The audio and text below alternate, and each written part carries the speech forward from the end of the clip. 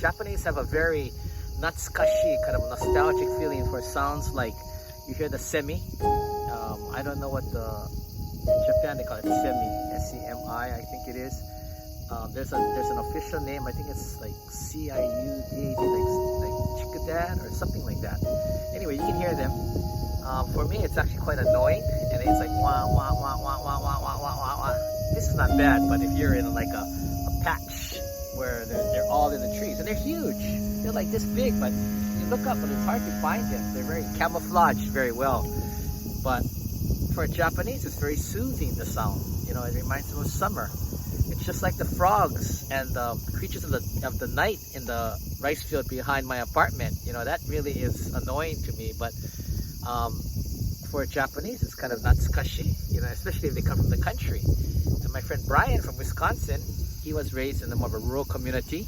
He told me that it's kind of a nice sound or soothing sound for him too. When he was young, you know, that was the night sound. So it could be rural versus, you know, urban. That's also a difference there, and it could be also cultural. You know, this is Obon time, and in Japan, Obon time used to always be, you know, Obon is when your deceased, you know, ancestors, relatives return back to the real world from the spirit world. And it's during that time, between usually August 10 and August 20th, that you go back and you pray for your ancestors to wish them well and to send them back to the spirit world. And, you know, after Obon, usually around the end of August, there's a certain date that you can't swim anymore. And I asked people about that, and they said, oh yeah, you can't swim after Obon. And I said, why not? It's still hot, right? It's, you know, it's hot through almost September. And they said, oh, no. And the story I heard was because the spirits come from the spirit world. Your ancestors come in, and when you send them off back, you know, that's why you put out like manju and osenko, you know, incense and, you know, food that they like. You go to the grave and you put it there and you pray. You know, you want them to be happy and send them back. But the story I heard was if you go swimming right after the Obon time finishes, that when the spirits are going back, they will pull you and take you with them. Now, I don't know if this is true or anything, but that's what they told me. So that's why they said no one swims. And the other more scientific reason I heard from someone was that's when jellyfish start coming in, jellyfish season. And so they start coming in, and so people don't swim like right after Obon. It's usually at the end of August. So it's one of the two, or maybe both, or maybe there are other reasons, but that's what I had heard about Obon. The other thing about Obon was that, you know, when I first came to Japan like 30 years ago, I lived out in the country in Toyama, and we would have like Obon dance, you know. Even in Hawaii, Obon dance we used to do when we were young. And now, I don't know how many of you are from Hawaii, but you know, like Obon dance, the whole culture in itself in Hawaii. Like they do Obon dancing all year round. You know, mainly it's in the summer, like June, July, August, maybe in September. And the rest of the year, they're practicing for that time. And it's like the most intense Obon dance in the world. And it's interesting how it took a life of its own and it evolved to become this whole Obon dance culture that originated from Japan here.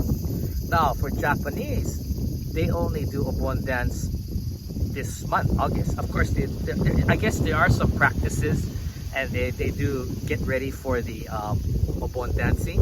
This year, most of it is canceled because of the COVID-19, but they do practice. But it's only for that short period, for that one time. Whereas in Hawaii, it's become an all-year thing. You know, they have lessons and classes, they practice. My mom's cousin Nelson and his wife Joan. Joan is an avid Obon dance specialist, and so that's where I learned from her how the Hawaii Obon culture took off. But in Japan, it's more, you know, usually it's in the country. You know, there's some in Tokyo and Osaka, but a lot of it is in the country. You go back to your hometown where you're from, because a lot of people from Tokyo and Osaka originally are from country areas, and they move to the urban areas to get work. So they'll go home to see their mom and dad or grandpa or grandma, or go back to what they call jikka. Jikka is where your hometown is.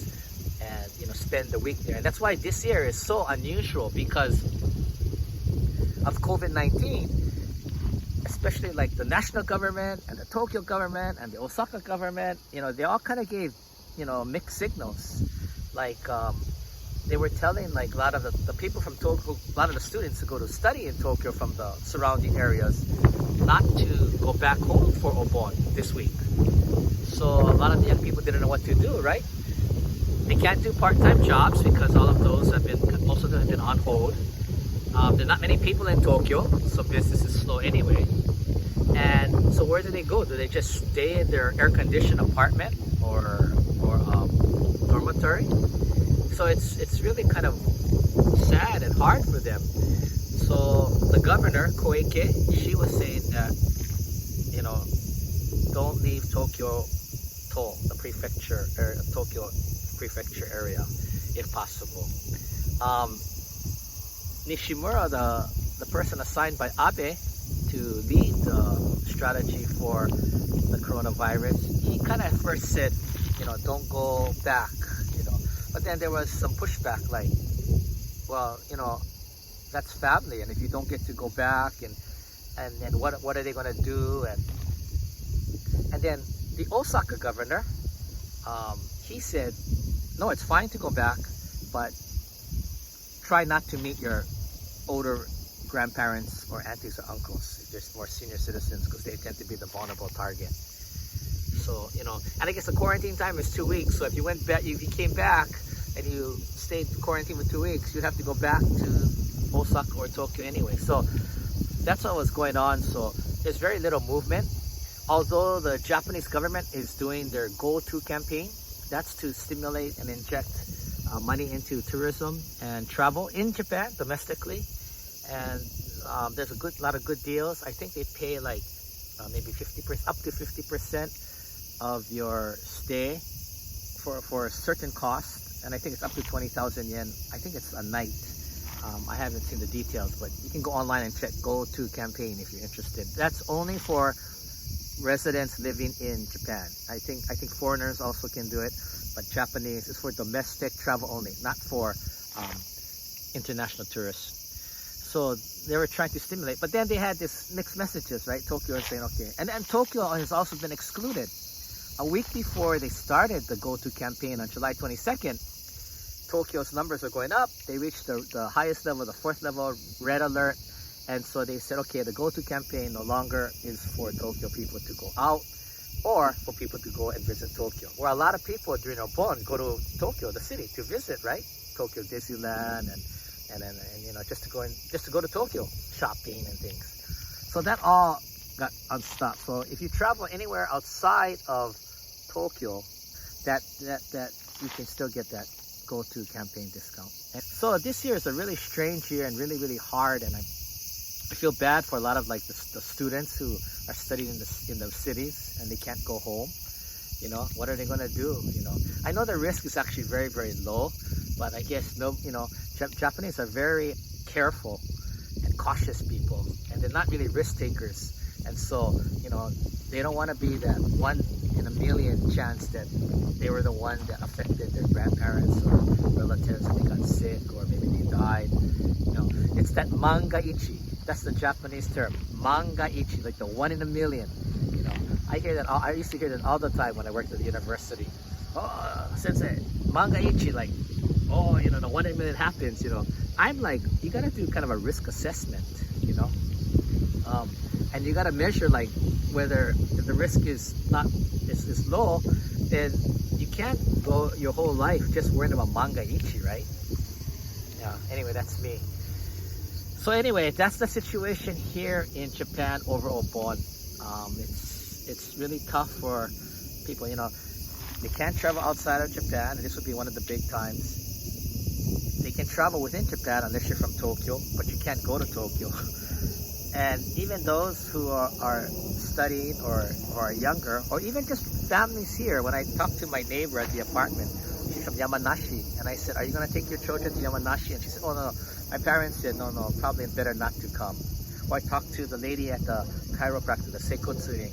I said, where's your Jikka, your hometown? And she said, oh, Takatsuki, which is not far from here. I said, are you gonna go? She goes, oh, I don't know. So they're all like so wary about the COVID and passing it on to their parents, getting them sick. I don't know what the actual percentage is. I don't think it's very high, but I guess, the mangaichi. You gotta be worried about that, the mangaichi. So, I mean, that's great that they're so safe. It's just that, it's like my dad in the care home. You gotta balance quality of life versus safety. When is there the point that you said, it's okay, take the risk, at least he'll get to meet my sister folks, or he'll get to, instead of just being in isolation and quarantine, and for the last, 5-6 months, not having any, my mom too, not getting any human contact outside of the caregivers, the CNAs. I think when you pass a certain point, I asked him on the Zoom, not the Zoom, but the FaceTime last week about safety versus quality of life. And he also agreed quality of life was important. Meaning that basically take the risk, my sister can meet him, or maybe he can take him out or whatever. If he gets the COVID, he gets the COVID kind of thing, Those are tough decisions. And I also understand the care home side, it's like, you don't want to be responsible for anybody getting sick or dying. And imagine if the coronavirus came into the care home, it could wipe out all the residents. It could wipe out all your residents, your whole business, and you would be tainted, right? That that's the care home that coronavirus entered. So it's a hard call. There's no really exact right or wrong answer. I guess everyone has to make that decision of quality of life versus safety, just like here too. But again, for a lot of Japanese, this Obon has been kind of hard. You know how hot it is, right? It's like a heat wave. It's a constant heat wave in August, Yeah, it's just been hot. And I made a couple of shorter videos about, sleeping is really uncomfortable. There's no escape. But what is interesting is, finally on the news the last couple of nights, they've been saying, especially for older people, sleep with the air conditioning on. Whereas, 20, 30 years ago when I first came, they were saying, no, turn off air conditioning, bad for you. It will chill your lungs. You'll get pneumonia. You'll get sick, and all of these things. And of course, the electricity bill was another issue.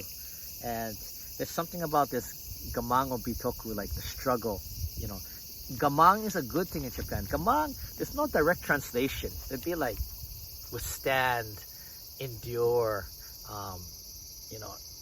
be tough, be strong, struggle. And there's an expression, gamang wa bitoku. To gamang, to endure, to withstand, is a virtue.